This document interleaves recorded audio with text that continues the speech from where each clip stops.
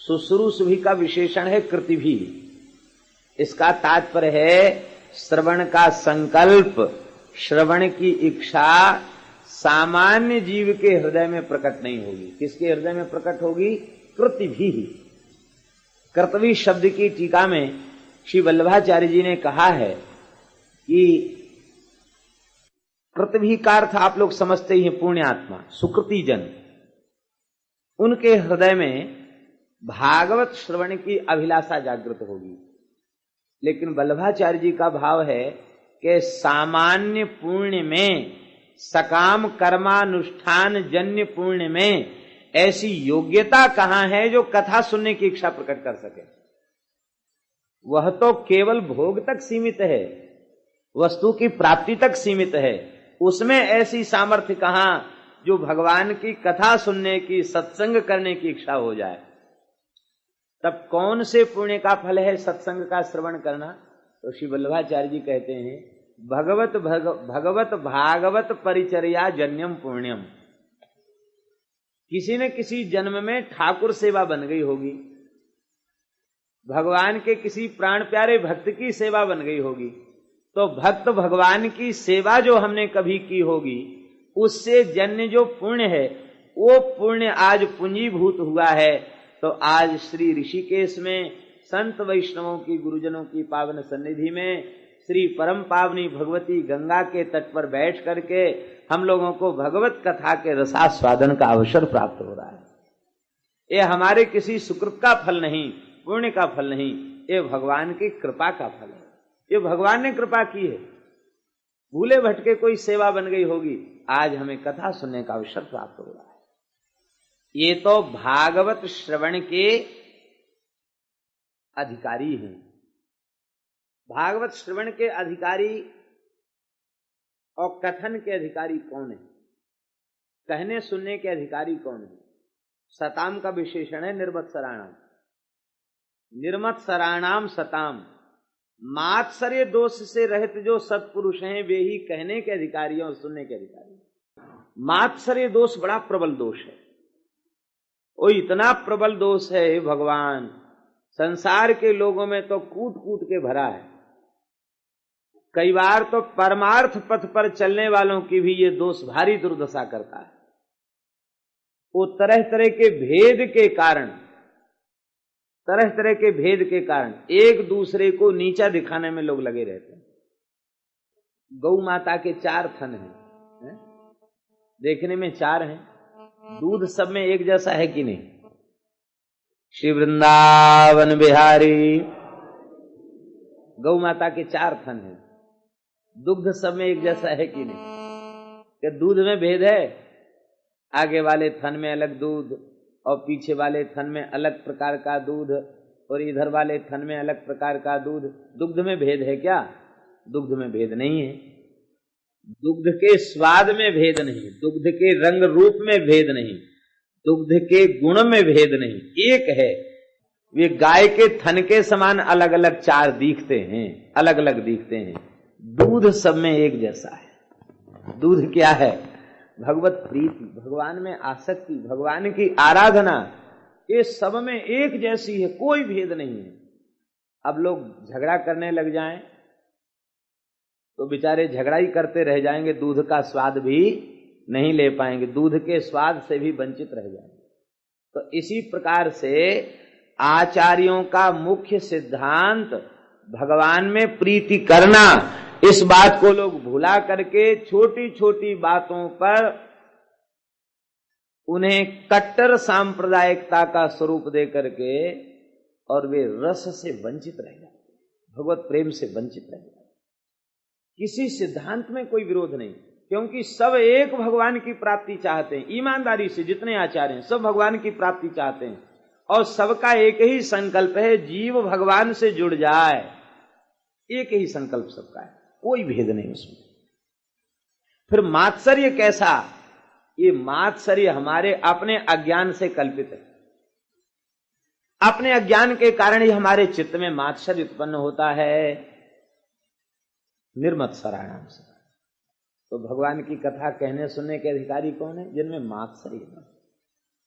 यही भगवान की कथा कहने सुने के अधिकारी है। मात्सर्य दोष से रहित महापुरुषों की पहचान क्या है?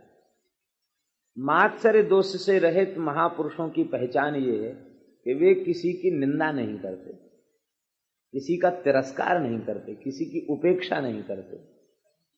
निंदा, तिरस्कार, उपेक्षा ये तभी होती जब भीतर मात्सर्य होता है। और मात्सर्य दोष जिनके भीतर होता है वे अपनी निंदा को सत्य प्रमाणित करने का प्रयास भी करते हैं और कहते हैं हम कोई निंदा थोड़ी कर रहे हैं, हम तो सच्ची बात कह रहे हैं, जो हमने देखी है सो हम कह रहे हैं। तो जो तुम देखी है वो कहने का क्या ठेका ले रखा है? उस व्यक्ति के दोष का वर्णन तुमने किया, उसे अब नीचा बताया, तो वो तो नीचा तो ऊंचा हुआ नहीं, और आपके भीतर निम्नता के भाव विचार पहले ही आ गए। हानि किसकी भाई? अपनी हानि भाई। मात्सर्य दोष जिनमें नहीं है वे कभी किसी की निंदा नहीं करते, किसी की उपेक्षा। और ये दोष उनमें ही मात्सर्य माने, मात्सर्य का अर्थ क्या है? मात्सर्य का तात्पर्य है मत सदृशः कोपि न भवितुमर्हति इत्यात्मको यो भावः स एव मात्सर्य। मेरा जैसा कोई दूसरा नहीं हो सकता, मेरा जैसा तो मैं ही हूं। हम जैसा विद्वान कौन हो सकता? हम जैसा ज्ञानी कौन हो सकता? हम जैसा भक्त कौन हो सकता? हम जैसा वैराग्यवान कौन हो सकता? हम जैसा भजनानंदी कौन हो सकता है? ये जो भाव है इसी का नाम है मात्सर्य। तब क्या होगा? बोले छोटे जो हैं अपने से, उनको देख करके तो अपने में गौरव की बुद्धि आएगी। अपनी समानता वाले जो साधक हैं उनको भी हम समान मानने के लिए तैयार नहीं होंगे। उनको कहेंगे अरे वो तो कल आया था, वो क्या है हम जानते हैं उसको, कुछ नहीं जानता है। और अपने से जो ऊंचे होंगे उनमें हम दोष का आविष्कार करने लग जाएंगे। अरे हैं तो सही पर ये दोष है, उनमें ये दोष है। ठीक है, दुनिया में ऐसे ही है, नाम हो गया बड़ा ऊंचा इसलिए लोग उनको मानते हैं, ये हम उनके संबंध में कहने लग जाएंगे। तो बहुत भारी दोष है मात्सर्य। और मात्सर्य दोष वालों से ठाकुर जी डरते हैं, क्योंकि मात्सर्य दोष कोढ़ है, कोढ़। ये मन की कुटिलता ही मात्सर्य है। दुष्ट कुष्टता मन कुटलई, ये कोढ़ है। चाहे जितना बढ़िया रूप हो, कोढ़ हो जाए तो बढ़िया नहीं लगता। मात्सर्य दोष ठाकुर जी को प्रिय नहीं है। मात्सर्य दोष का त्याग करें। इस दोष की निवृत्ति के दो उपाय हैं, एक तो पूर्ण ज्ञान और एक पूर्ण भक्ति। ज्ञानी में मात्सर्य नहीं होता, इसलिए नहीं होता कि अपने से अतिरिक्त किसी वस्तु का अनुभव नहीं करता, तो मात्सर्य किसमें करे? पृथकता की बुद्धि हो, भेद की बुद्धि हो, पारक्य की बुद्धि हो, तब तो मात्सर्य करे। अपने से तो किसी को मात्सर्य होता नहीं। तो आत्मै वेदम शर्वम नेह नानास्ति किंचन इत्यादि वाक्यों का अनुसंधान करने पर वो समझ जाता है कि वस्तुतः भेद की कल्पना करना ठीक नहीं है। वो आत्मा से भिन्न अनात्मा है और आत्मा से भिन्न कोई वस्तु है नहीं। ये पूर्ण ज्ञान है। इस ज्ञान की स्थिति में पहुंच करके, सुखदेव जी की स्थिति में पहुंचने के बाद फिर मात्सर्य दोष की निवृत्ति, मात्सर्य दोष नहीं रहता है। ये उपाय दास को बहुत कठिन दिखाई पड़ रहा है। ठाकुर जी अनुग्रह करें, उनकी कृपा से अभी कह चुके हैं कि ब्रह्मा जी के ऊपर कृपा किया, संकल्प कर दिया, ब्रह्मा जी को ज्ञान हो गया। ऐसे ठाकुर जी संकल्प करें और हम सबको ज्ञान हो जाए तो संभव है, अपने पुरुषार्थ से ये संभव नहीं है। तब मात्सर्य दोष की निवृत्ति का दूसरा सरलतम उपाय क्या है? मात्सर्य माने ईर्ष्या, जलन, इसकी निवृत्ति का दूसरा उपाय क्या है? बोले दूसरा उपाय ये है कि मैं भगवान का दासानुदास हूं, बस। तृणादपि सुनी चेन की भावना। मात्सर्य दोष होने का उपाय क्या है? ना हम विप्रह न च नरपति। श्री चैतन्य देव कहते मैं ब्राह्मण नहीं, क्षत्रिय नहीं, वैश्य भी नहीं, शूद्र भी नहीं, स्त्री भी नहीं, पुरुष भी नहीं, वानप्रस्थी भी नहीं, यति भी नहीं। अरे आखिर आप हो क्या? बोले बस हम इतने ही हैं, गोपी भर्तु पद कमलयोर दास दासानुदासः गोपी भर्तु, जो गोपियों के स्वामी हैं, प्राण जीवन धन श्री गोपीनाथ प्रभु हैं, उनके चरण कमलों का कोई दास, उस दास के चरण कमलों का भी मैं दास हूं। ये भाव चित्त में प्रतिष्ठित हो जाए तो मात्सर्य दिखाई पड़ेगा।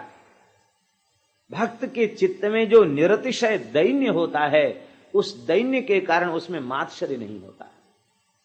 श्री यमुनाचार्य जी महाराज कहते हैं, न निंदितम कर्म तदस्ति लोके सहस्रशो यन्न मया व्यधाय सोहम विपाकावसरे मुकुंद क्रंदामि संप्रेत्य गतिस्तवाग्रे। हे नाथ, ऐसा कोई निंदित कर्म नहीं बचा जिसे मैंने हजारों हजारों बार न किया हो, और जब उस कर्म का फलभोग उपस्थित हुआ तो क्रंदामि, मैं करुण क्रंदन कर रहा हूं। हे भगवान, केवल आप ही हमारी एकमात्र गति हैं, हम कुछ नहीं जानते। हम कैसे अभिमान करें कि हम कुछ हैं। न धर्मनिष्ठोस्मि,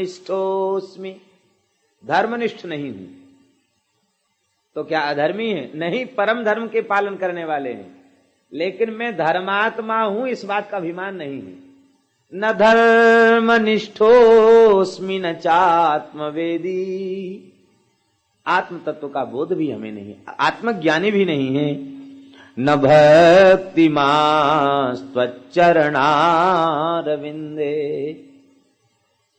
धर्मनिष्ठ भी नहीं हूं, आत्म तत्व का ज्ञाता भी नहीं हूं, भक्तिमान भी नहीं हूं। क्योंकि भक्तिमान यदि मैं होता तो भक्तिमान किसे कहते हैं? बोले तैल धारावत अविच्छिन्न भाव से भगवान नाम रूप गुण लीला की निरंतर स्मृति ही भक्ति है। तो हम तो आपको भूले भय हैं, ये तो आपकी कृपा से कभी कभार याद कर लेते हैं, हम आपको याद भी नहीं कर पाते, भक्तिमान भी नहीं है। भगवान ने कहा न धर्मनिष्ठ हो, न आत्मवेदी हो, न कर्म योगी हो, न ज्ञान योगी हो, न भक्ति योगी हो। ज्ञान कर्म भक्ति यही तो हमारी प्राप्ति का पथ है। फिर आखिर हमारे पास आओगे कैसे? हमको प्राप्त कैसे करना चाहते हो? बोले महाराज एक बात है, अकिंचन, हम अकिंचन हैं। अकिंचन का तात्पर्य है आपको छोड़कर दूसरी कोई वस्तु संसार में कहने के लिए हमारे पास नहीं है। शरीर संसार से संबद्ध कोई वस्तु, कोई पदार्थ, कोई व्यक्ति हमारे पास अपना कहने के लिए नहीं है। हे प्राण जीवन धन, एकमात्र आप मेरे हो, मैं अकिंचन हूं। ठाकुर जी ने कहा अकिंचन हो तो बने रहो, हम क्या करें आप अकिंचन हैं तो। बोले अकिंचन होने के साथ साथ अनन्य गति भी है।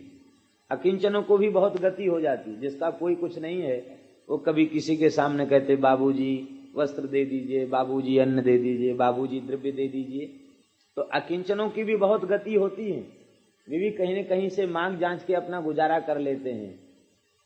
श्री यमुनाचार्य जी कहते हैं हम अकिंचन होने के साथ ही साथ अनन्य गति हैं, दूसरे किसी की ओर ताक नहीं सकते, देख नहीं सकते, बस पतिव्रता की तरह आपके हैं, अनन्य गति है। अकिंचनोऽनन्य गति शरण्यम त्वत्पादमूलम शरणम प्रपद्ये, आपके चरण कमलों की शरण। ये भाव ही पूर्ण भक्ति है। इस भाव की प्रतिष्ठा हो जाए तो मात्सर्य दोष नहीं होगा। भक्तमाल के रचयिता श्री नाभा गोस्वामी जी महाराज, जयपुर राजा ने उनको अपना, जयपुर नरेश ने उनको अपना राजगुरु बना लिया, शिष्य बन गया जयपुर राजा। रजोगुणी प्रकृति के लोग बड़े विचित्र होते हैं। ब्राह्मणों ने राजा के कान भरे, बोले करे तुमको पता है ना भाजी किस जाति के? बोले हमने तो सुना है कि हनुमान वंश में उनका जन्म हुआ है और वे बड़े पवित्र ब्राह्मण कुल में, ऋग्वेदी ब्राह्मण कुल का जन्म। अरे सुना ही सुना तो है, न मैया का पता न बाप का पता, जंगल में अनाथ बैठे थे, अग्र स्वामी जी ले आए, क्या विश्वास क्या भरोसा। तो तुमको कम से कम उनका परिचय तो उनसे पूछ लेना चाहिए। तो राजा बहकावे में आ गया और नाभाजी को आज्ञा दे दी दरबार में बुलाओ। आप तो संत सेवा में लगे थे, तो ऐसी तौलिया बहिर्वास पहन करके खड़े थे, वैसे ही सहज भाव से राजा दरबार में जा रहे हैं तो कुछ राजगुरु हैं तो बढ़िया कपड़ा पहन ले, सो नहीं, वो सीधे पहुंच गए सहज भाव से, सबको नमस्कार किया, राम राम किया। बोले कहो भगवान। तो बोले ये दरबार आपका परिचय चाहता है, आप अपने जाति और अपने संबंध में अपना पूरा परिचय दें। देखो चित्त की स्थिति कितनी ऊंची है। भरे दरबार में अपमान की अनुभूति होनी चाहिए ये प्रश्न पूछने पर, लेकिन चित्त की स्थिति इतनी ऊंची है, इतना सुनते ही उनके नेत्र से अश्रुधारा बह चली और आप गदगद होकर के कहने लगे, हे नाथ, इस जगत से हमारा जब कोई संबंध ही नहीं है तो हम जगत को अपना क्या परिचय दें। आपको अपना परिचय दे सकता हूं क्योंकि आप मेरे हैं, अपने हैं, आपको परिचय दे सकता हूं। आप हमारा परिचय कान खोलकर सुन लीजिए। उनकी पुकार पर श्री रघुनाथ जी प्रकट हो गए और ठाकुर जी के समक्ष वे अपना परिचय देने लग गए। बात नहीं हो पतित पावन, बात नहीं हो पतित पावन।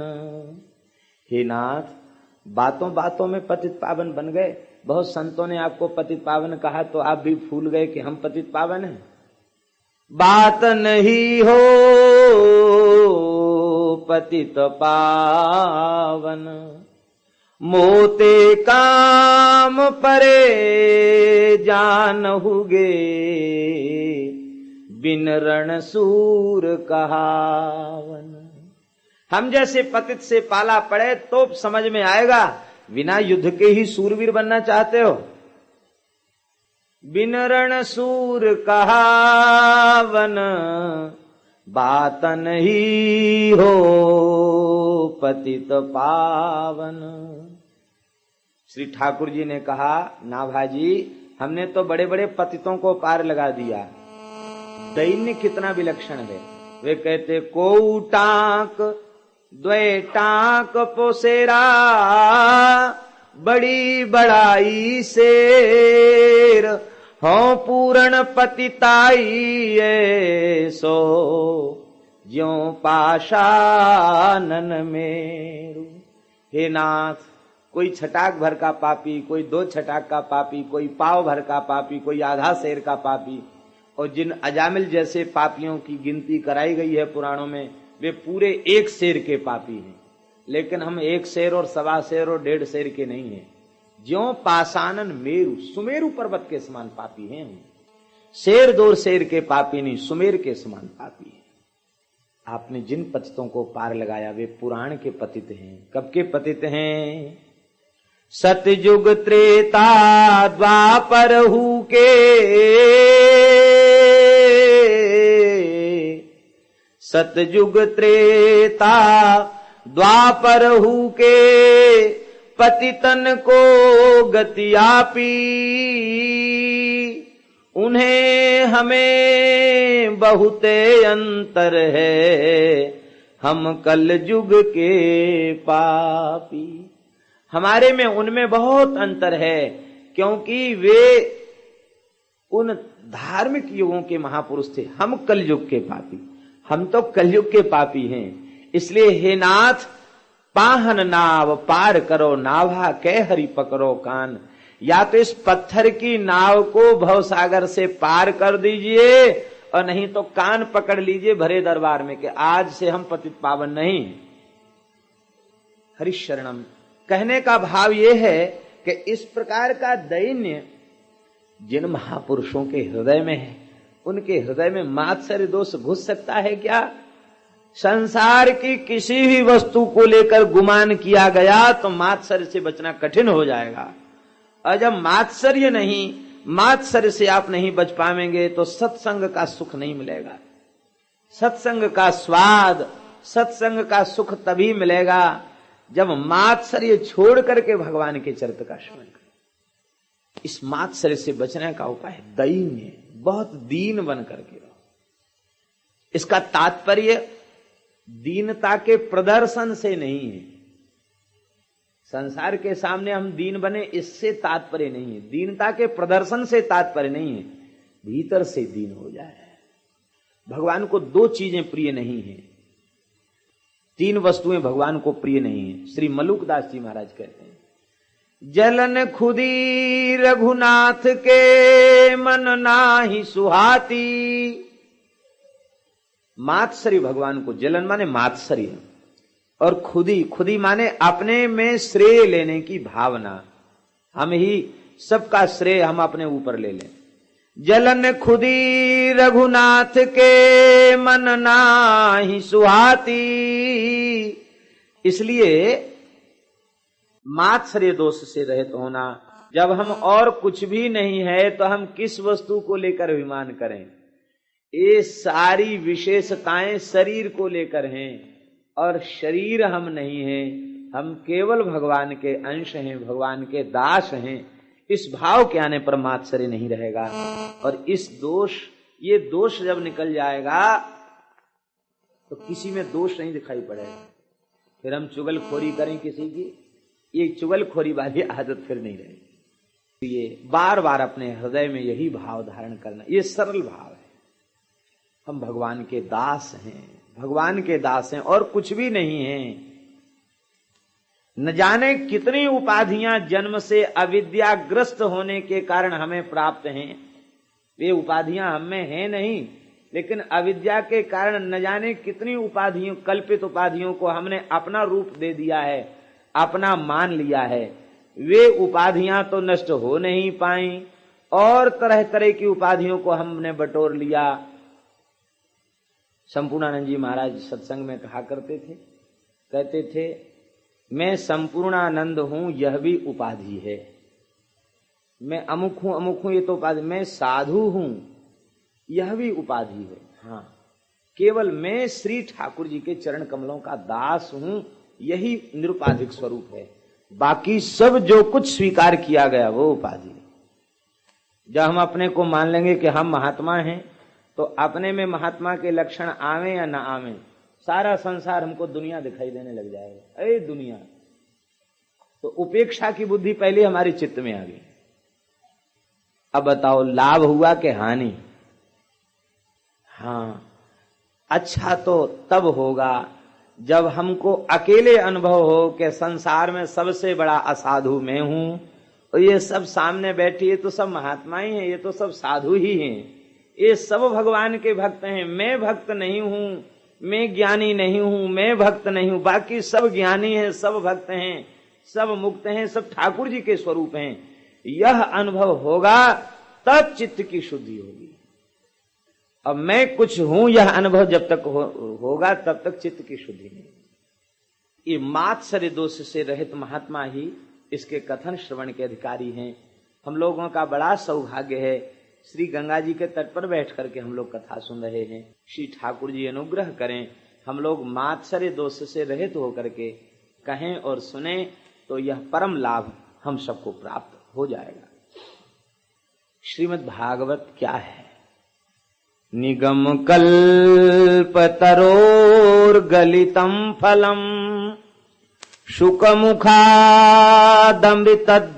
संयुतम पिबत भागवतम रसमालयम मुहुरहो रसिका भुवि भावुका। रसिकाः भावुकाः मुहुः अह पिबत। हे रसिको, हे भावुको, हे महात्मा, आप बहुत विक्षेप कर रहे हैं। आप उधर या तो यहां बैठे नहीं या तो उधर बैठे, बार बार बीच में उठते हैं आप। श्री वृंदावन बिहारी लाल की जय। वेद रूपी कल्प वृक्ष का परिपक्व फल श्रीमद् भागवत है। शुकदेव जी के मुखारविंद का स्पर्श होने से इसकी मधुरिमा और अधिक बढ़ गई है। ऐसे भागवत रस को पीबत, पियो। किसको पीने के लिए कहा जा रहा है? रसिका और भावुका। रसिक किसे कहते हैं और भावुक किसे कहते हैं? देखा देखी रसिक न होई, रसिक मार्ग अति बंका। ये बहुत बंक मार्ग है। महली की गति महली जाने, का जाने बाहर बारो। नृप की रैन सैन का जाने भेड़ चरावन वारो। महली की गति महली जानता है, बाहर का व्यक्ति क्या जानेगा। और भेड़ चराने वाला, बकरी चराने वाला और राजा की रहनी को क्या समझेगा। रसिक किसे कहते हैं? केवल रस की बात कहने और सुनने वाले को रसिक नहीं कहते। वस्तुतः रसिक वह है जिसको रस स्वरूप श्यामा श्याम का तनिक स्वाद मिल चुका है। जिसे स्वाद नहीं मिला वो कैसा रसिक। जब श्यामा श्याम में स्वाद मिल जाएगा, पहचान है, संसार की सारी वस्तुएं सीठी लगेंगी, फिर किसी वस्तु में स्वाद नहीं रह जाएगा। जब तक संसार की किसी वस्तु में स्वाद का अनुभव हो रहा है, तब तक रसिक कैसा है? रस का स्पर्श हो जाए रसिक है। और वो रसिक बनेगा कब? आचार्य का अनुग्रह। जो रस का स्वाद ले चुका है वह रस के स्वाद को दे भी सकता है। अरे भाई, जिसके पास रसगुल्ला है वही तो खिलाएगा। रसगुल्ला का प्रवचन करने वाला रसगुल्ला कहां से खिलाएगा? रसिक, जिनको रस का, रस कौन है? रसो वैशाह, रस स्वरूप श्री कृष्ण, रसाधिष्ठात्री श्री जी, ये युगल ही रस स्वरूप हैं। अर्थात भगवान नाम, रूप, लीला, धाम, भगवान की प्रीति, इनका स्वाद जिसे मिल चुका है उसे रसिक कहते हैं। हे रसिको, हे भावुको, भावना शून्य जो व्यक्ति हैं उनको भक्ति के मार्ग में सफलता नहीं मिलती, क्योंकि प्रेम के मार्ग में, भक्ति के मार्ग में भावुकता ही प्रधान है, भाव ही प्रधान है। और भाव में जहां शिथिलता आई वहां फिर उपलब्धि नहीं होगी। जो अपने को बहुत बड़ा बुद्धिमान मानते हैं या ज्ञानी मानते हैं, वे भक्तों की क्रियाओं के रहस्य को नहीं समझ पाते हैं। भक्तों की क्रिया बड़ी विलक्षण होती है। हमारे ब्रज के महान संत पूज्य पंडित जी महाराज गिरिराज जी में सोहनी सेवा करते हैं। पहले तो पूरे 7 कोस में सोहनी सेवा करते थे, आज इस क्षेत्र में, आज इस क्षेत्र में, बाद में तो फिर वहीं गिरिराज जी के सामने थोड़ी देर सोहनी। तो सोहनी सेवा में जो सोहनी बुहारू जिनसे सेवा करते हैं, तो वो सोहनी जब छोटी हो जाती तो सोहनी सेवा करने के बाद उस सोहनी को अपनी कुटिया में सुंदर आसन पर उनको रखते। बोले ये रज रानी की सेवा करती है, ये श्री जी के कुंज की सेवा करती है। सोहिनी भी आदरणीय, प्रणाम के योग्य है। और प्रणाम करके तब सोहिनी को उठाते वो। और जब वे सेवा करते करते इतनी छोटी रह जाती तो उनको संग्रह करके फिर गिरिराज जी के निकट जाके रज को खोद करके उसमें उनकी समाधि दे देते। इन्होंने ठाकुर की सेवा की है, ये किसी के तिरस्कार में न जाएं, इनके ऊपर किसी का पैर न पड़े। अब सामान्य बुद्धि के स्तर पर इस क्रिया को देखा जाए तो लोग कहेंगे अरे ये भी कोई बात है, झाड़ू तो झाड़ू लगाने की चीज, झाड़ू लगाया लोग फेंक देते हैं, उल्टी तिरछी कैसी भी रख देते हैं झाड़ू को। ये भाव और ये सावधानी, सेवा में सावधानी, सेवा सुमिरन सावधान चरण राघव चित लाए। अग्र स्वामी जी के चरित्र में नाभाजी ने लिखा है सेवा सुमिरन सावधान, स्मरण में सावधानी और सेवा में सावधानी। बिना भाव के कुछ भी संभव नहीं। इसलिए भावुक और रसिक, जिनके हृदय में भाव और रस नहीं है, वे तरह तरह की शंका संदेह करेंगे और इससे लाभ उनको नहीं मिलेगा। इसलिए हे भावुको, हे रसिको, बारंबार पियो इस रस को। क्यों? बोले भूवि ये पृथ्वी पर ही सुलभ है, स्वर्ग में ये रस सुलभ नहीं है। स्वर्गे सत्ये च कैलासे वैकुंठे नास्त्ययं रसः अतः पिबन्तु सद्भाग्याः मामा मुंचत करिचित। स्वर्ग लोक में, सत्य लोक में, वैकुंठ लोक में भी यह रस नहीं है, इसलिए हे भाग्यशालियो बार बार पियो मुहु आह पिबत, आलयम पिबत, डूब करके पियो, पीते पीते इसी रस में डूब जाओ। आलयम का तात्पर्य है जब तक त्रिगुण शून्य स्थिति न आ जाए, अविद्या का क्षय न हो जाए, सर्वथा भगवान के अनुराग की प्राप्ति न हो जाए, तब तक इसको सुनो। और फिर इसके बाद क्या न सुने? नहीं, इसके बाद तो इस रस को छोड़कर अन्य कहीं गति होगी ही नहीं। किसी 1000 घट वाले, 1000 छिद्र वाले घट में कोई कहे कि श्री गंगा जी का जल भर के ले आ, तो कोई बुद्धिमान व्यक्ति गंगा जल भर के ला सकता है? और जैसी गंगा जी से बाहर घट को किया जाएगा, सब जल बाहर हो जाएगा। तो हजारों छिद्र वाले घड़े में गंगा जल भरने का एक ही उपाय है, उसको प्रेम से ले जाओ, गंगा जी में ही पधरा दो, भरा ही रहेगा जल। उस घट को गंगा जी के जल में पधरा दो तो बस फिर वो कभी जल अलग नहीं होगा। ऐसे ही इस जीव में हजारों छिद्र हैं, हजारों दोष हैं, इसलिए जाकर कथा रस गंगा में डूब जाओ, बाहर निकलो ही मत, निकले कि रस बाहर हो जाएगा। इसलिए इसी रस में डूबे रहो, जो सोते जगते भी इस रस का ही चिंतन बना रहे, इसी रस में डूबे रहो तो बस तो कल्याण रहेगा।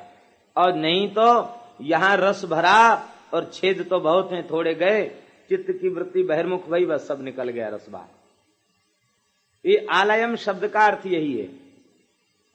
ये अर्थ पूज्य श्री पंडित जी महाराज के द्वारा बताया हुआ अर्थ है।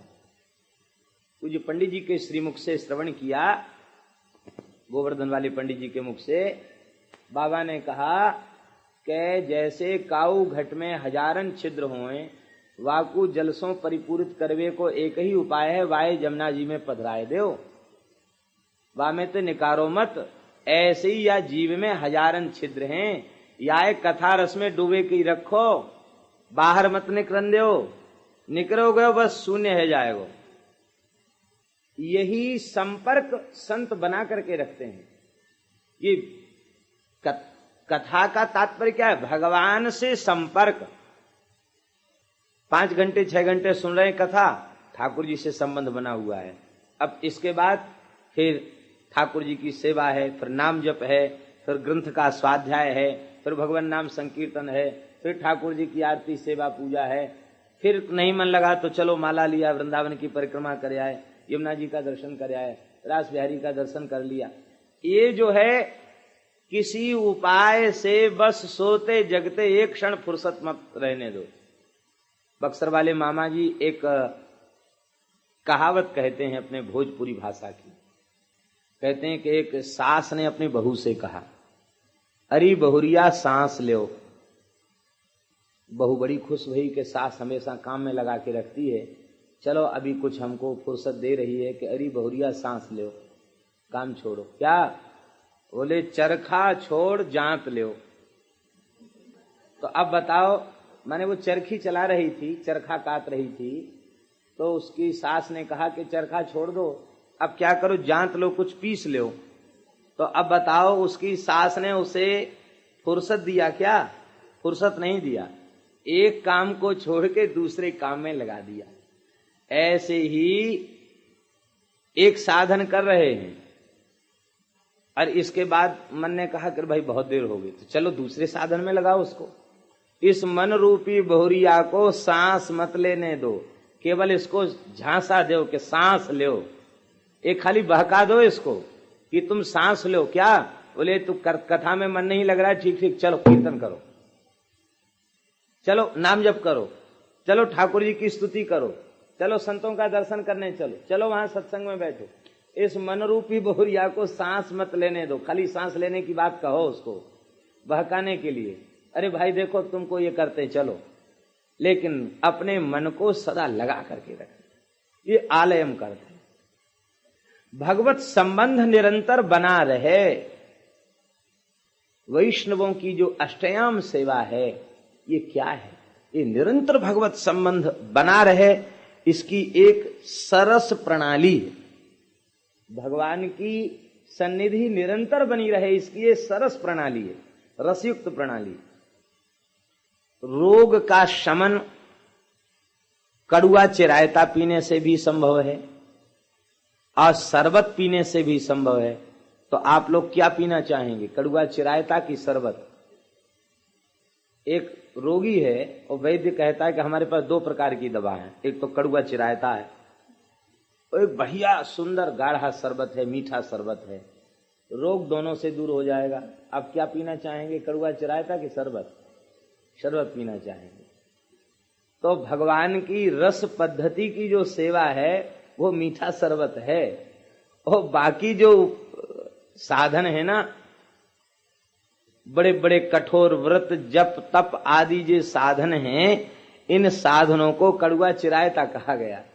और भगवान की रस रूप जो उपासना है ये मीठा शरबत है। ये भगवान की कथा सुनना क्या है, मीठा शरबत है। पीबत इस रस को पियो। कड़ुआ चिरायता क्यों पीते हो? रस पियो, रस पीने से भवरोग की निवृत्ति हो जाएगी।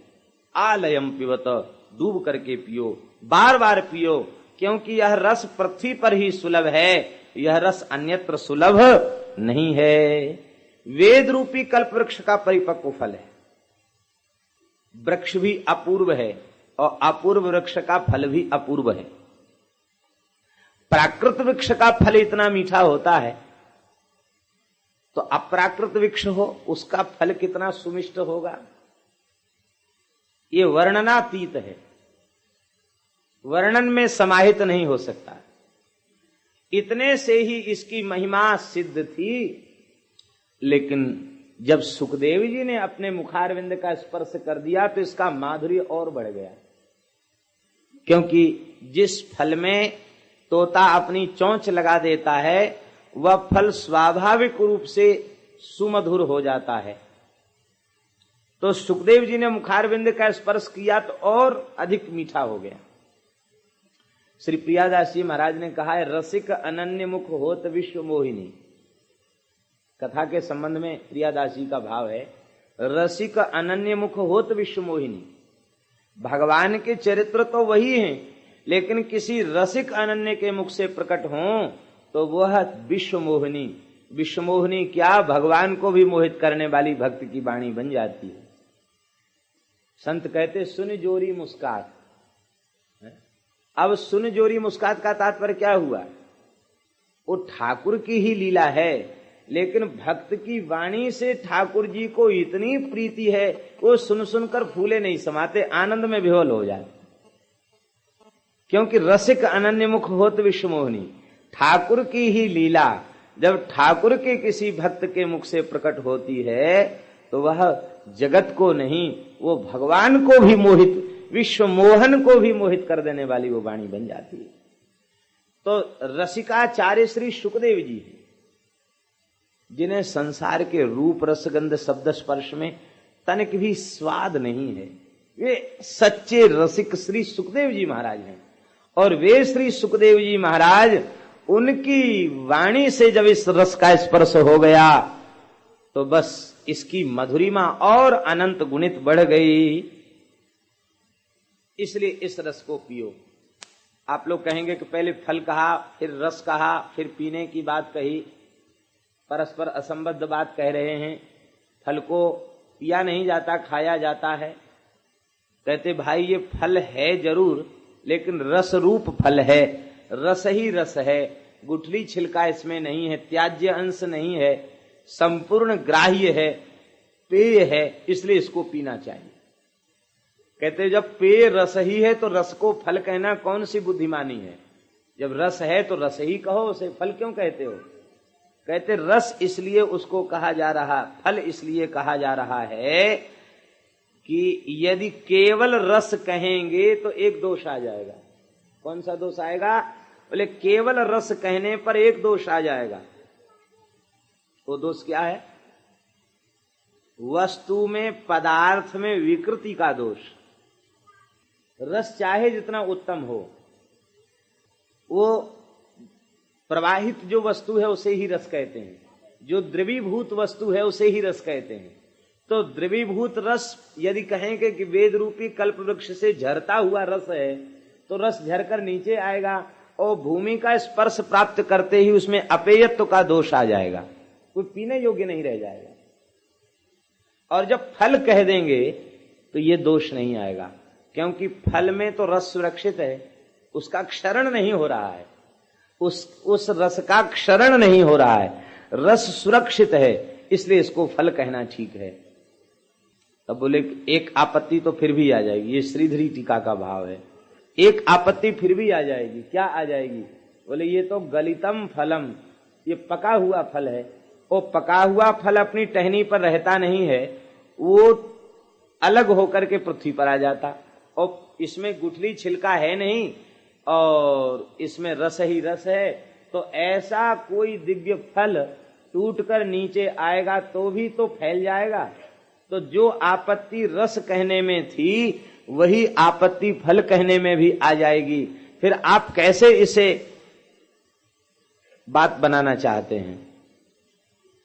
श्रीधर स्वामी जी कहते हैं नहीं, इसमें दोष नहीं आएगा। क्यों नहीं आएगा? कहते यह फल टपक कर नीचे गिरा हुआ फल नहीं है। ये कैसा है? कहते वेद रूपी कल्प वृक्ष की सर्वोच्च डाली का नाम है श्रीमन नारायण। नारायण रूपी डाली पर यह फल लगा और उस डाली के नीचे की डाली है ब्रह्मा जी। वो ब्रह्मा जी रूपी डाली पर पक करके फल वहां से आया तो ब्रह्मा रूपी डाली पर टिक गया, और ब्रह्मा जी के नीचे की डाली का नाम है नारद। नारद रूपी डाली पर आ गया, और नारद रूपी डाली के नीचे व्यास रूपी डाली है, वेद व्यास। व्यास रूपी डाली पर आ गया, और डाली पर ही तो तोता बैठता है, वृक्ष की डाल पर ही तोता बैठता है। तो ये प्राकृत शुक नहीं है जो प्राकृत वृक्ष पर बैठे, ये अप्राकृत वेदमय वृक्ष है, और इस अप्राकृत वेदमय वृक्ष की डालियां भी प्राकृत नहीं है। नारायण कोई प्राकृत है? डाली भी अप्राकृत है, और उस डाली पर बैठने वाला व्यास रूपी डाली पर बैठने वाला सुख भी प्राकृत नहीं है, वो भी अप्राकृत है, दिव्य सुख है। वो दिव्य सुख इसलिए है कि संसार के रूप रसगंध शब्द स्पर्श की ओर वृत्ति स्वप्न में भी नहीं जा सकती, इसलिए दिव्य सुख है। वह केवल श्री प्रिया प्रियतम के दिव्य रस का ही स्वाद लेने वाला सुख है, और संसार की किसी वस्तु का स्वाद लेने वाला वह सुख नहीं है। जब प्रिया प्रियतम के दिव्य परम प्रेम रस से परिपूर्ण इस रसमय फल को सुखदेव जी ने देखा तो श्री शुकेन चंचुना गृहीतम, सुखदेव जी ने चोंच में पकड़ लिया, और जैसे ही चोंच में इस फल को पकड़ लिया बस प्रसिद्धि हो गई। शुक मुखा दमृत द्रव संयुतम, सुखदेव जी के मुखारविंद के स्पर्श से इसका माधुर्य और अधिक बढ़ गया है। ऐसा यह दिव्य रस है। इसी को श्रीधर जी टीका में कहा गया, शाखा प्रशाखा परंपराया अखंड मेवावतीर्णम। ये शाखा प्रशाखा परंपरा से, ये नहीं, शाखा प्रशाखा परंपरा से अखंड ही अवतीर्ण हुआ है, इसमें कहीं कोई दोष नहीं है, अखंड ही यह रस प्रकट हुआ है। इसलिए हे रसिको, हे भावुको, इस रस का बारंबार पान करो। बोलो श्रीमद् भागवत महापुराण की जय। 2 बार भगवान नाम संकीर्तन करें, तत्पश्चात आगे की कथा का श्रवण करेंगे। श्री कृष्ण गोविंद हरे मुरारे, हे नाथ नारायण वासुदेव।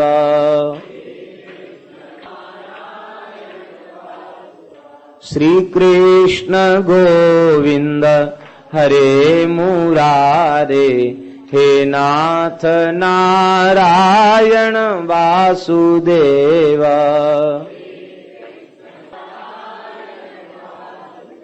हे नाथ नारायण वासुदेव, हे नाथ नारायण वासुदेव।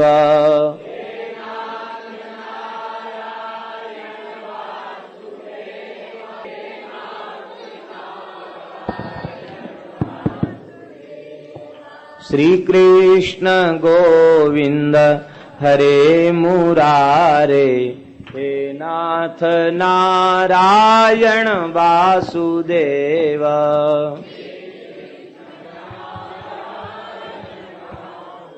श्री कृष्ण गोविंद हरे मुरारे, हे नाथ नारायण वासुदेव।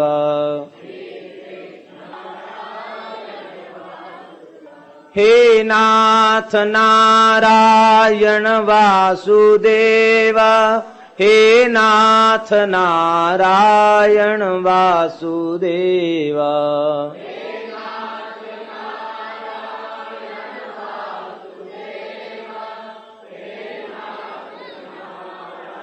श्री कृष्ण गोविंद हरे मुरारे, हे नाथ नारायण वासुदेव।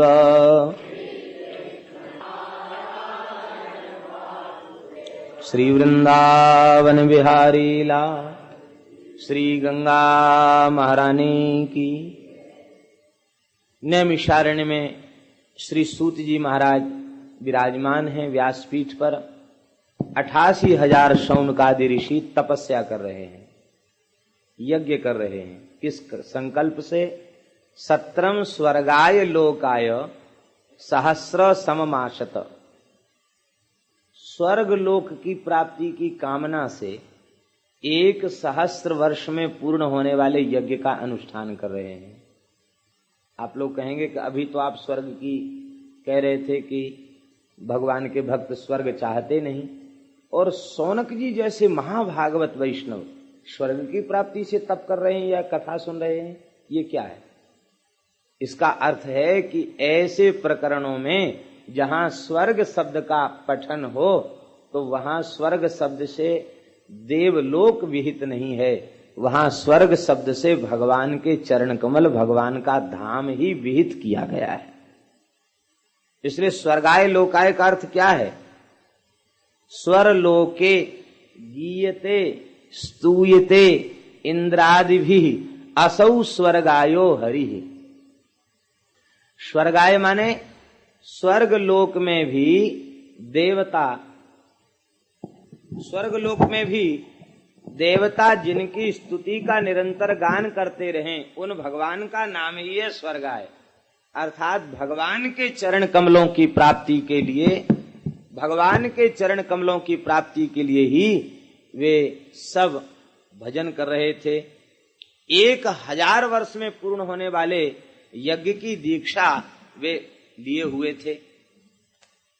यज्ञ के कर्म में प्रायः कर्म की ही प्रधानता होती है, कर्मकांड की प्रधानता होती है।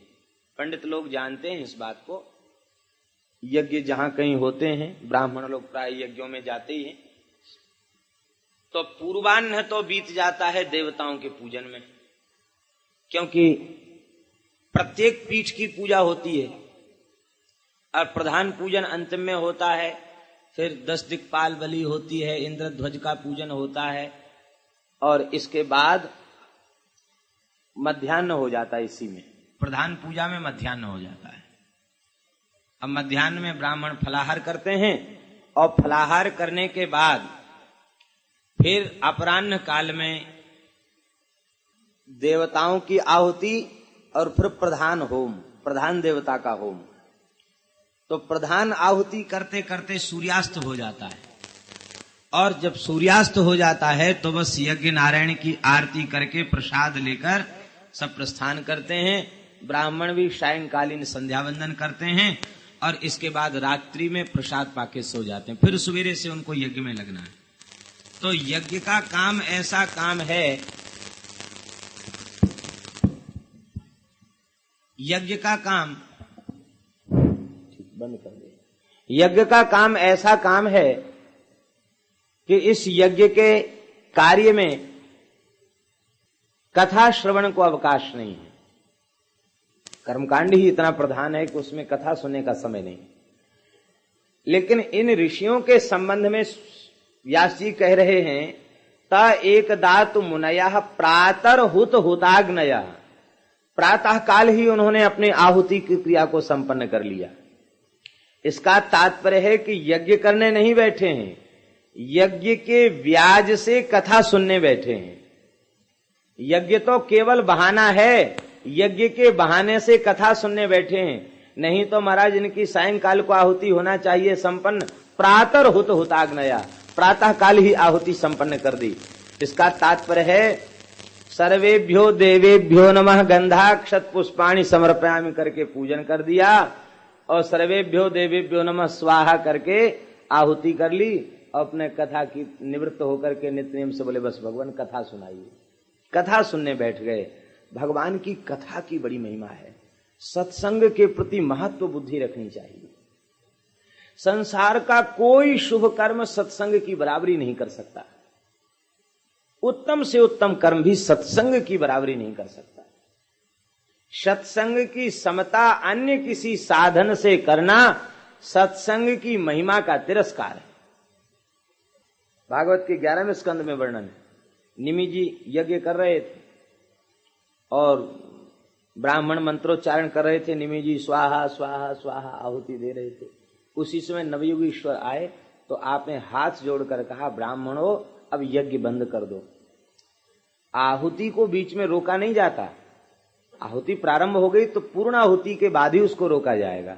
आपने कहा कि नहीं रोक दो, क्योंकि रोकने पर क्या होगा कि द्वारा से ये आहुति देनी होगी। यही ना होगा कि जहां से शुरू किया फिर वहीं से आहुति का अंगन्यास करन्यास करके फिर आहुति का शुभारंभ करो। तो ये आहुति तो द्वारा हो जाएंगी, लेकिन सत्संग द्वारा हो जाएगा ये संभव नहीं।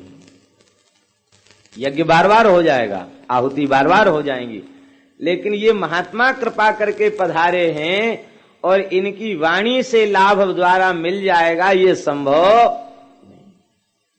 इसलिए सबका फल सत्संग है। सत्संग सेव धृणाम, सबसे बड़ा खजाना सत्संग है। सत्संगति दुर्लभ संसारा, निमिष दंड भर एक वारा। एक निमिष का सत्संग, एक दंड का, एक मुहूर्त का सत्संग, ये भी दुर्लभ है। सत्संग की बड़ी महिमा है। महात्मा बैठे हैं और बैठकर एक ही प्रश्न कर रहे हैं सूत जी महाराज से, हे भगवान आप कृपा करके बतावें। तत्र तत्रांजसायुष्मन् भवता यद विनिश्चितम् पुंसाम एकांततः श्रेयः तन्नः संसितुमर्हसि। हे सूत जी आप कृपा करके बतावें जीव का आत्यंतिक कल्याण कैसे हो। सरलता पूर्वक, अंजसा माने सरलोपायेन, सरलता पूर्वक जीव का कल्याण कैसे हो। वह कल्याण के प्रश्न का समाधान हमें किसी दूसरे का समाधान स्वीकार नहीं है। भवता यद विनिश्चितम, आपने जो निश्चित किया हो सो बताना। इसका तात्पर्य क्या हुआ? इसका तात्पर्य हुआ कि संत जो साधन बताएंगे उनमें उनका अनुभव विराजमान होगा और संतों का जो अनुभव उसमें विराजमान है उस अनुभव से ही साधक को लाभ होगा। केवल कोरी कोरी बात से लाभ नहीं होगा, जो अनुभव होगा उससे लाभ होगा। भीतर का विश्वास, जब महापुरुष कहते हैं शरीर संसार सगा नहीं है, छोड़ना पड़ेगा, ऐसे छोड़ दो, ये बात हम लोग महापुरुषों से सुनते हैं, तो वह उनकी बात कितनी वजनदार होती है कि तुरंत हृदय पर प्रभाव उसका होता है। क्यों? बोले कि वह बात पढ़ी पढ़ाई या सुनी सुनाई नहीं कही जा रही है, भीतर जिस बात का अनुभव हो चुका है वो बात कही जा रही है। इसलिए श्रोता के हृदय पर सीधा प्रभाव होता। उस काल तो बिल्कुल प्रभाव हो जाता, भले ही अपनी अपात्रता के कारण उस बात को बहुत देर तक याद न रख सके, लेकिन उस काल में तो सद्य प्रभाव चित्त के ऊपर होता है। इसलिए भवता यद विनिश्चितम, आपने अपनी बुद्धि से जो निश्चय कर रखा हो आप कृपा करके वह बताना। क्योंकि भगवान जीव के कल्याण के क्लिष्ट साधन बहुत हैं, सरल साधन बताइए और वह साधन आपके द्वारा किया गया साधन हो, अनुभूत प्रयोग हो, उस अनुभूत प्रयोग को आप कृपा करके बताइए। हे भगवान, कलयुग में और सब कठिन भले ही हो, कल्याण सबसे सरल है। और सब चीज भले ही कठिन हो कलयुग में, लेकिन कल्याण बहुत सरल है। इतना सरल है कल्याण कि आपको आश्चर्य होगा। भागवत में तो नवयोगीश्वरों ने यहां तक कहा है कि कृतादिषु प्रजाः राजन कला विच्छन्ति संभवम कलौ खलु भविष्यन्ति नारायण परायणा। सतयुग की प्रजा इसलिए तप योग समाधि करती है कि हमें कलयुग में जन्म मिल जाए। त्रेता के लोग इसलिए बड़े बड़े यज्ञ करते हैं कि हमें कलयुग में जन्म मिल जाए, और द्वापर के लोग इसलिए बड़ी बड़ी पूजा परिचर्या व्रत करते हैं कि हमारा कलयुग में जन्म मिल जाए। क्यों? बोले कलौ खलु भविष्यन्ति नारायण परायणा। निश्चित ही कलयुग में भले ही वर्णाश्रम धर्म शिथिल हो जाएगा, लेकिन भगवान के भक्त कलयुग में नहीं रहेंगे, ये नहीं कहा जा सकता। भगवत परायण भक्त कलयुग में प्रकट होंगे। श्री ठाकुर जी का प्राप्ति का पथ इस युग में बड़ा सरल है। हे भगवान, कलयुग में जीव का कल्याण अति सरल है, लेकिन अति सरल होने के बाद भी वह जीव बेचारा अपना कल्याण नहीं। हम लोग ईमानदारी से विचार करें तो श्री ठाकुर जी ने कल्याण के अवसर को प्रदान करने में अपनी ओर से क्या कोई कसर छोड़ रखी है? विचार करें, कल्याण का अवसर प्रदान करने में ठाकुर जी ने अपनी ओर से कोई कसर छोड़ रखी है क्या? कोई कसर छोड़ नहीं रखी। मनुष्य शरीर दे दिया, उत्तम कुल में शरीर दे दिया, और इसके बाद जिन आज के भयंकर युग में ऐसे संतों के, महापुरुषों के दर्शन और उनके सत्संग का अवसर प्रदान कर दिया, फिर सत्संग का अवसर प्रदान कर दिया। श्री ठाकुर जी ने अपनी ओर से कल्याण में कोई कसर छोड़ी है? जीव को कल्याण का अवसर देने में भगवान ने कोई कसर नहीं छोड़ी, लेकिन फिर भी कलयुगी प्राणी अपना कल्याण नहीं कर पाता। क्यों? बोले उसके 4 कारण हैं। ये 4 प्रबल दोष ऐसे हैं, इन दोषों के कारण वह अपना कल्याण नहीं कर पाता। ये 4 दोष बच जाएं तो कल्याण में कोई संदेह नहीं है। इसलिए 4 दोषों को त्याग दे तो कल्याण निश्चित है। ये कौन कौन से 4 दोष हैं गिना रहे हैं श्री सूत जी महाराज, श्री सौनक जी महाराज। प्रायेणाल्पायुषः सभ्य कलावस्मिन् युगे जनाः मंदाः सुमन्दमतयः मंदभाग्याह्युपद्रुताः। अल्पायु वाले कलयुगी प्राणी में 4 प्रधान दोष हैं। कौन कौन? सबसे पहला दोष है मंदाः। मंदाः का अर्थ है अलसाः। पहला दोष है प्रमाद, आलस्य। परमार्थ में सबसे बड़ा दोष है प्रमाद। संसार के काम में बिल्कुल आलस्य नहीं है। यदि 6 बजे कोई रेल चूकने वाली जाने वाली है तो 5:30 बजे स्टेशन पे पहुंच जाएगा, 4 बजे उठ के स्नान कर लिया जाएगा। लेकिन 4 बजे यदि सत्संग में उपस्थित होने वाली बात है तो उसमें तमाम बहाने कर दिए जाएंगे। अरे बहुत रात हो चुकी थी, अरे क्या करें, हम अभ्यास ऐसा है, रात तक नींद नहीं आती है, सवेरे ही नींद आती है। ये तमाम वो सब सारे समाधान हम अपनी बुद्धि से खोज के रख लेते अपने पास। आलस्य पहला दोष है। कल्याण चाहते हो तो इस पहले दोष को छोड़ दो, आलस्य को, प्रमाद। राम भजन में आलसी, भोजन में होशियार, तुलसी ऐसे जीव को अथवा नरन को बार बार धिक्कार। भोजन में आलसी बिल्कुल नहीं है। पिंडी शूर हैं, रण में सूर भले ही ना हो, पिंडी शूर हैं, लेकिन भजन में शूर नहीं है। भजन में शूर नहीं है, सत्संग में शूर नहीं है, भोजन में शूर भी है। श्री अग्र स्वामी जी महाराज ने तो अपनी वाणी में बहुत सुंदर बात कही है। श्री नाभाजी के गुरुदेव श्री अग्रदेवाचार्य जी महाराज वे कहते हैं, चाकरी चोर हाजिर कवल, इतने हु पर आस, गाडर आनी ऊन को बांधी चरे कपास। चाकरी चोर, सेवा में बहुत चोरी है, काम चोरी, किसी की सेवा नहीं करना चाहते। जब सेवा का समय होगा तब हम भजन का बहाना लेंगे, और जब भजन का समय होगा तब हम आलस्य का बहाना लेंगे। सेवा नहीं करना चाहते, चाकरी चोर, भगवान की चाकरी नहीं करना चाहते। जो उपलब्धि अभिमान शून्य होकर निष्काम भाव से सेवा करने से जो उपलब्धि होगी, वह उपलब्धि साधन से संभव नहीं है।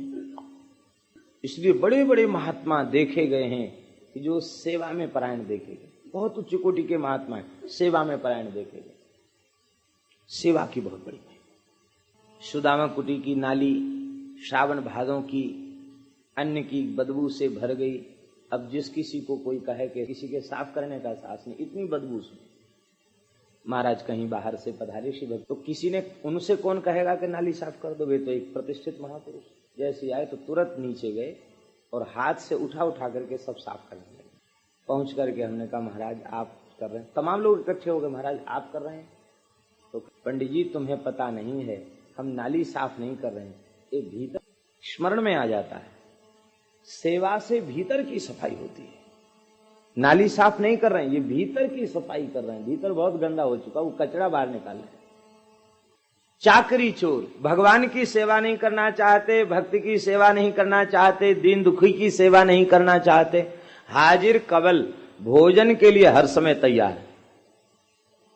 बेटा सोहनी सेवा कर लो, ठाकुर जी के लिए जल ले आओ, गौ सेवा कर लो। कोई ना कोई बहाना कर दिया। अब कहा कि बेटा प्रसाद पालो, भगवान अब सवेरे से आपकी आज्ञा टालते चले आ रहे हैं, अभी आज्ञा कैसे टालें? इतनी आज्ञा का पालन तो करना ही चाहिए। तो चाकरी चोर हाजिर कबल, सेवा में चोरी और प्रसाद के समय हर समय तैयार। चाकरी चोर हाजिर कबल, इतने हु पर आस। अग्र स्वामी जी कहते इतने पर भी आशा लगाए बैठे हैं कि हमको ठाकुर जी के चरण कमल मिल जाएंगे। अरे भाई ये तो तुम्हारा भारी अज्ञान है। ठाकुर जी के चरण कमल चाहते हो तो चाकरी चोर मत बनो, सेवा करो। सेवा सुमिरन सावधान, भगवान की सेवा में और स्मरण में सावधान होकर के सेवा करो।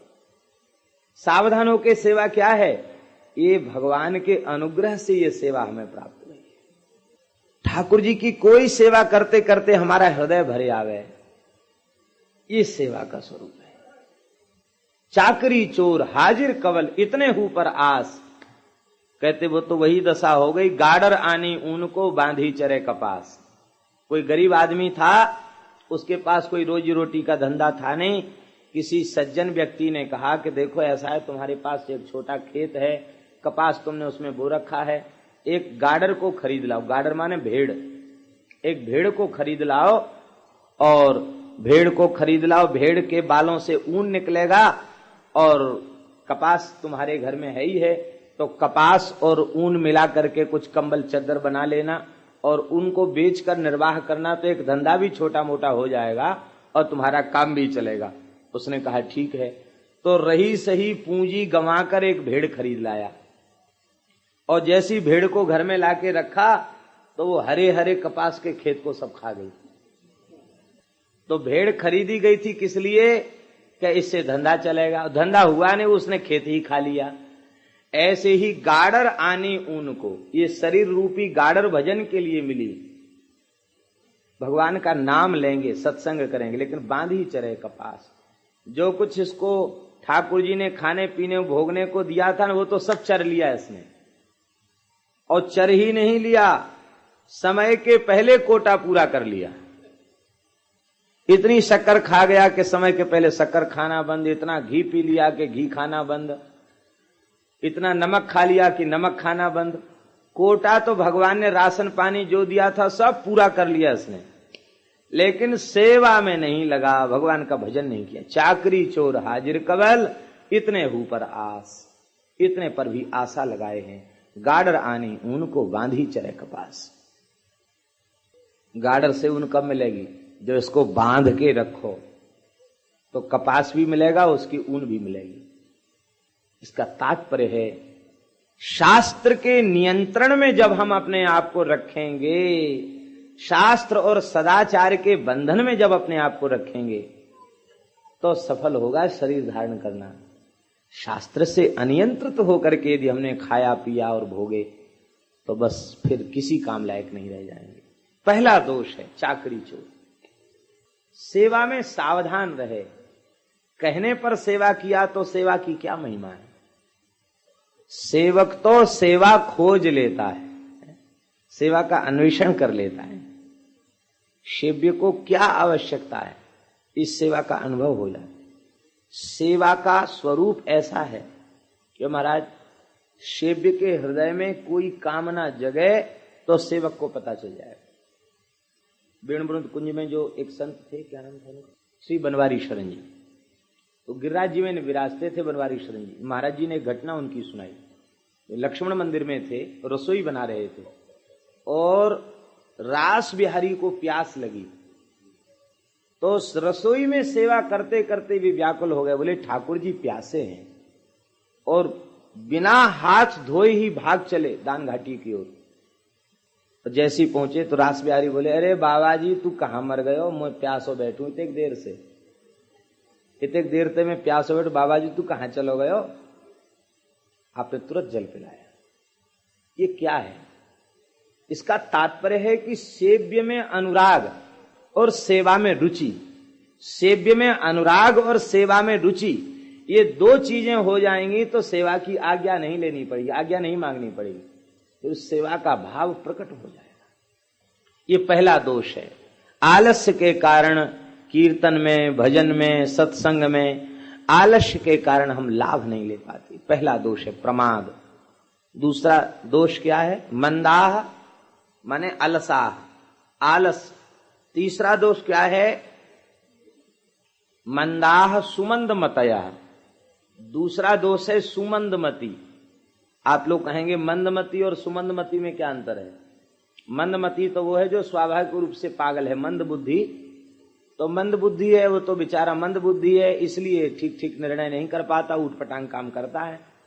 और सुमंदमती कौन है? बोले जानता तो बहुत है, चतुर खूब है, पढ़ा लिखा भी है, सत्संग भी किया, जानता खूब है, लेकिन जानने के बाद भी वो पागलपने का अभिनय कर रहा है, पागल बना हुआ, उसको सुमंदमती कहते हैं। हम लोग जितने हैं सब बार बार अच्छी बात सुन करके जानते हैं। भारतवर्ष का कोई ऐसा व्यक्ति नहीं है जो कुछ न कुछ ज्ञान की बात और कल्याण की बात न जानता।